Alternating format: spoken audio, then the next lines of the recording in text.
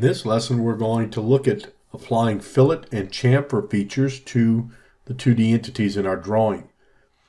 Beginning with the fillet command, first thing I want to point out is the radius is currently set to 100 units.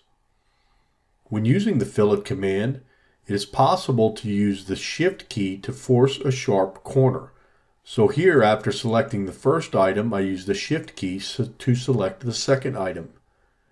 Notice how a sharp corner is defined. Repeating the process, again selecting the first entity and then pressing the Shift key and selecting the second entity.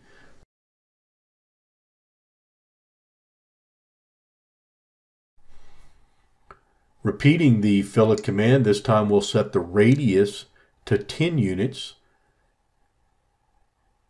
and then select the first entity and the second entity, and you'll notice that the entities are trimmed and a 10 unit radius arc is applied tangentially between the edges.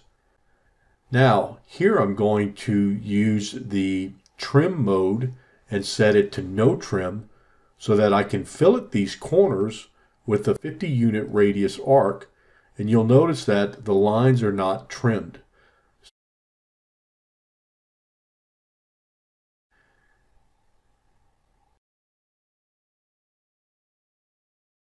Setting the trim back to trim mode, I'm going to set the radius to 10 units and again select the first and second entity.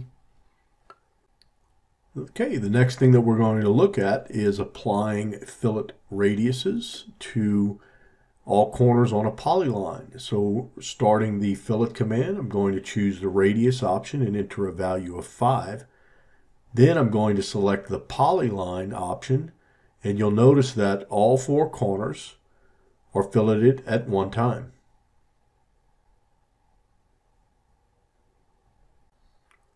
Okay, next thing we're going to do is take a look at what occurs when I use the fillet command on 2 parallel lines and a radius that is equal to half the distance between the lines is drawn.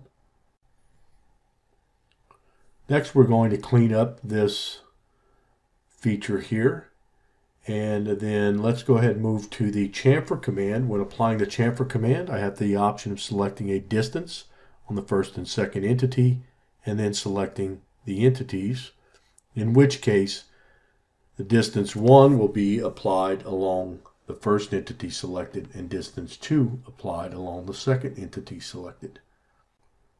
Next, we're going to use the angle option of the chamfer command and enter a length of 5 and an angle of 18. Then we're going to select the first and second entities and repeat the process for the lower part of the slot.